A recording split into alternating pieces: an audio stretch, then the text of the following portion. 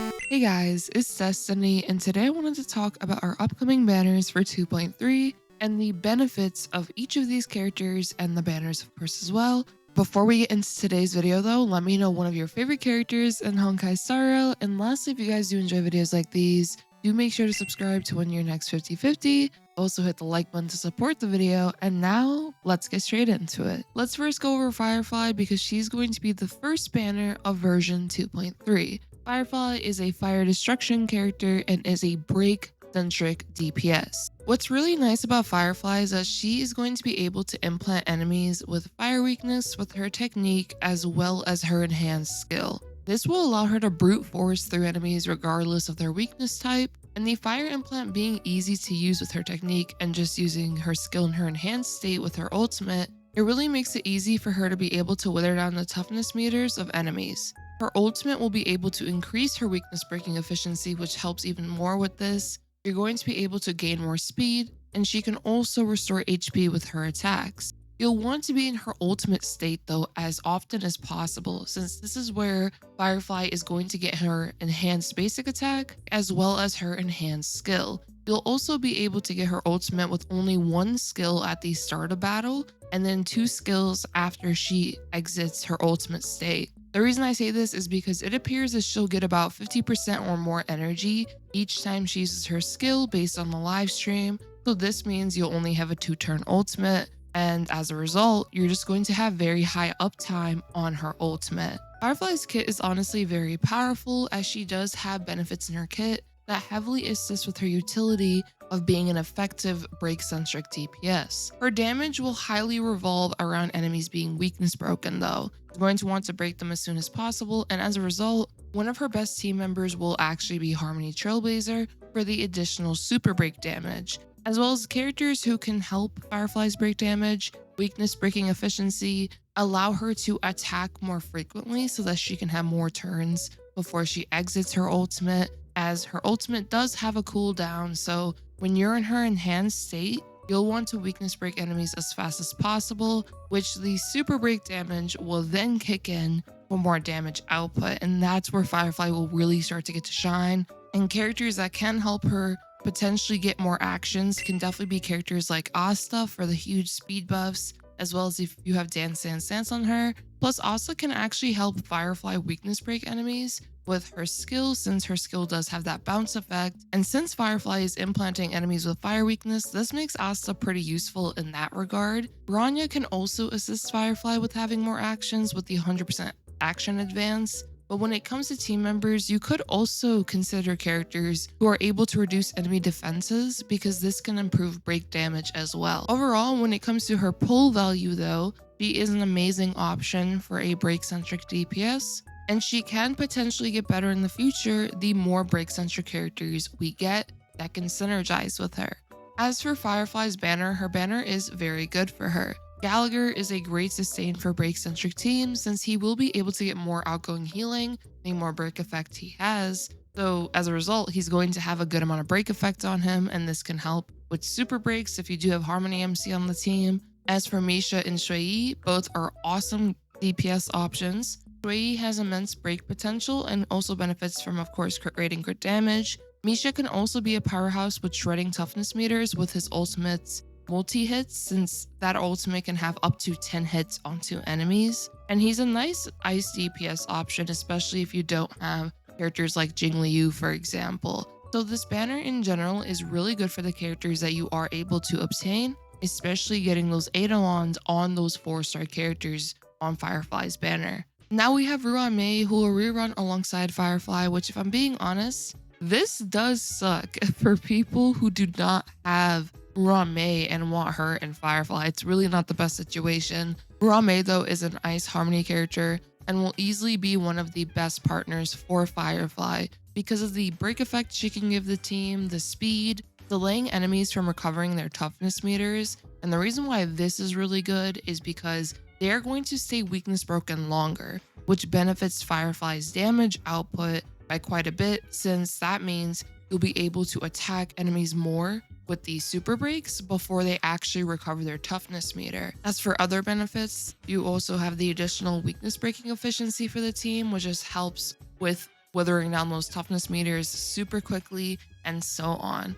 Ruan Mei is by far one of the best supports in the game, as she can give massive damage increases, old type res penetration. She could be placed on a bunch of team comps, as her buffs are able to benefit a lot of our characters. She's great with damage over time teams, dual DPS teams. She can also work with follow-up centric characters because of the fact that her buffs are pretty strong when it just comes to the damage buffs, the res penetration. And if you don't have Robin, you could also just have Ruan Mei on that team as well. And now that we're getting more break effect centric DPS characters such as Boothill and Firefly, which both heavily appreciate the benefits that Ruan Mei will be able to give their skill kits. So out of all the characters in the game, I do think Ruan Mei by far has one of the highest pull values because of what she is able to provide for your account. If you already have some of our other limited Harmony characters though, such as Robin and Sparkle, and you aren't super interested in break-centric teams, and to a degree, you could also consider, of course, our damage over time teams,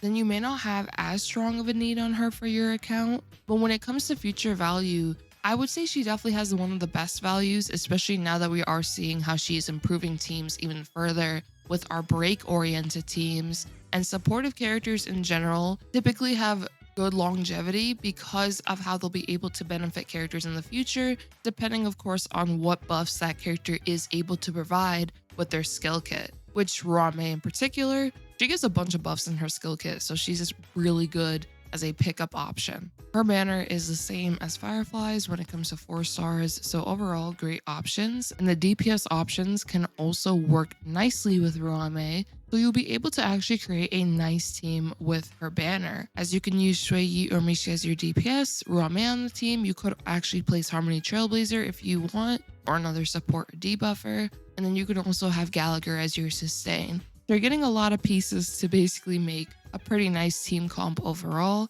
The first phase of 2.3 though has 2 very good options to consider picking up for sure. And as for the second phase, we do have Jade and Argenti. Before we talk about them though, random side note, the new March 7th is super cute in my opinion, and I think Imaginary Hunt is just pretty cool. And I'd love to know, what do you guys think about her so far? Do you guys like the design, or you're not really feeling the color scheme and stuff like that? I personally really like it. I think she's adorable, so I can't wait to see what she'll be able to do for sure. But now we have Jade. Jade is a Quantum Erudition character and has a pretty interesting skill kit. She can hit a middle enemy and adjacent with her basic attack. Her skill can give that ally speed buffs, deal additional damage in battle, and can help Jade get stacks for her follow-up attacks. One key thing to note though is whoever Jade uses her skill on will consume HP whenever that ally attacks enemies. Jade won't be able to get the same benefits from using her skill on herself though. You'll definitely want to use it on another team member. As a result, she will be skill point positive though, since her skill will last for a few turns, and once you use your skill, you're just going to be basic attacking with Jade. As for her ultimate, Jade will attack all enemies and she'll have enhanced follow-up attacks. As for her follow-up attacks, which are the main part of her kit, I would say, she requires 8 stacks in order to unleash her follow-up attack. She can overcap on these stacks though, as she had 11 out of 8 stacks at one point in the live stream.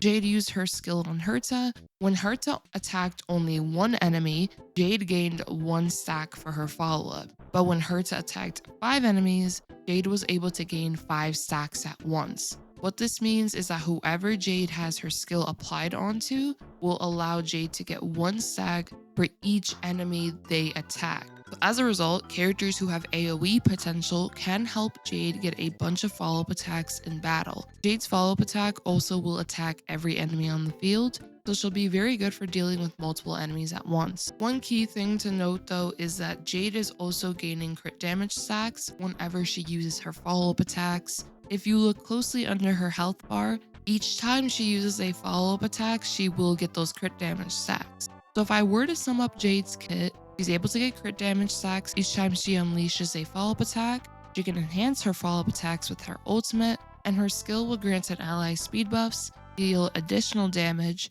and also assist Jade with getting her follow-up attacks. Your main goal with playing Jade will definitely be to get as many follow-up attacks as you can, and for team members, you'll benefit the most from allies who have frequent AoE potential. She can have a nice synergy with Blade since she can assist him with draining his HP, and he will be able to get Jade stacks for her follow-up attacks. Other nice team members can of course be Herta. Himeko could actually be a pretty good one as well, and to be fair, you could also consider the other AoE characters too. I do believe though, when it comes to what Jade will benefit from the most, you want to look at characters that have a mixture of AoE potential as well as follow-up potential, because then you'll be able to get Jade a lot of follow-up stacks very quickly. She will be a very nice option for pure fiction for sure, and I can also see her being pretty good in Memory of Chaos if there's a lot of enemies on the field. If there's not that many enemies on the field though, then you're not really going to be able to get as many stacks, which means less follow-up attacks and of course less damaging potential.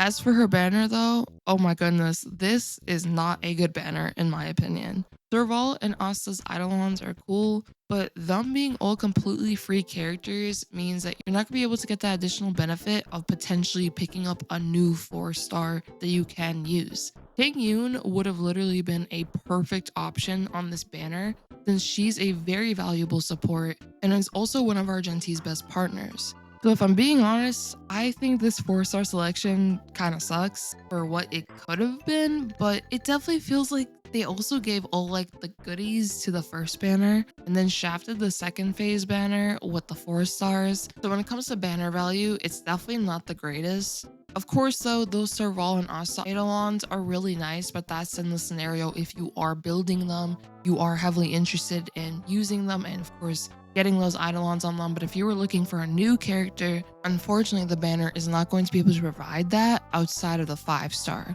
But at least Jade is a pretty cool DPS option. That is the positive right there. Now we have Argenti, who is rerunning alongside Jade in the second phase of 2.3, and he is a physical erudition character. Argenti has very nice damage potential as he has a 90 energy cost for his ultimate, but he also has a very powerful 180 energy cost ultimate. Argenti is able to gain energy and crit rate stacks from using his basic attack, skill, or ultimate for each enemy he hits, and he can have up to 10 crit rate stacks, which at level 10 talent is 25% additional crit rate, and this is just pretty good for being able to get a high crit rate to crit damage ratio with Argenti. Some of his best team members consist of allies who can help him get his energy back as fast as possible. One of the best options, as I mentioned, definitely being Ting Yoon. They're basically like bread and butter with their synergy, as she'll be able to give him more energy so that he can use his 180 ultimate way more often. Argenti is a great DPS option, but if I'm being honest, once again, the 4-star options are not great, and we are getting Yunli right after Argenti for version 2.4, and she's another physical character, but of the destruction class. So unless Argenti is one of your favorite characters design-wise, I would highly suggest waiting for the 2.4 livestream to see what Yunli will potentially do, especially since a lot of our limited 5-star destruction class characters are complete powerhouses with their damage potential. For example, Don Hong-ael, Jingliu, soon to be Firefly, and so on. Also, if you've gotten this far into the video, leave a comment saying, let's go with jelly donuts, honestly. Last time in one of my videos, it was glazed donuts, but now we have jelly donuts. But as for what character might be the best option for you, ultimately, of course, picking the one you like the most is the best option, but in my opinion, if you already have Ruan Mei, 100% I will suggest Firefly if you want to invest into a very strong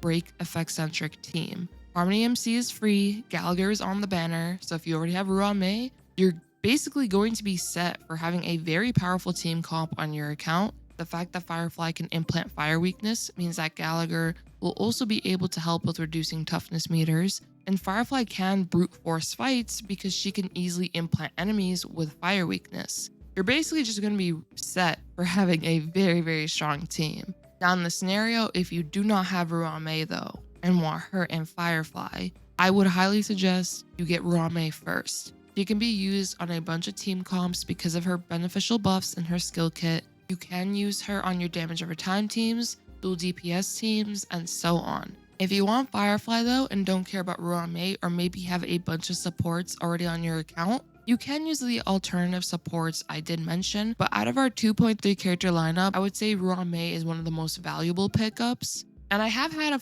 couple of questions about, should I pick up Firefly and her Lycom first? Should I pick up Ruan Mei and Firefly first? Like, what's the order of picking up Eidolon priority and Lycone priority? So my honest advice for that one would be, I would say pick up Ruan Mei first, then pick up Firefly. I do think it's more beneficial to have Ruan Mei on the team versus having Firefly's Lycone, because you can use alternative Lycones on Firefly. You can use On the Fall of an Aeon, which is a completely free-to-play Lycone, gives her a good amount of attack, which is really nice. And then you also have a Lycone such as Indubitable Promise, and this Lycone is really beneficial as well since it will give Firefly break effect. And if you're on the fence about Ruan Mei's Lycone, I would say you can use, of course, Memories of the Past. I would actually say Ruan Mei's E1 is more important than getting her Lycone, in my honest opinion. So yeah, when it comes to, I guess, the order of picking things up, I would 100% say first Ruan Mei and then Firefly, so that you can guarantee that you have that very strong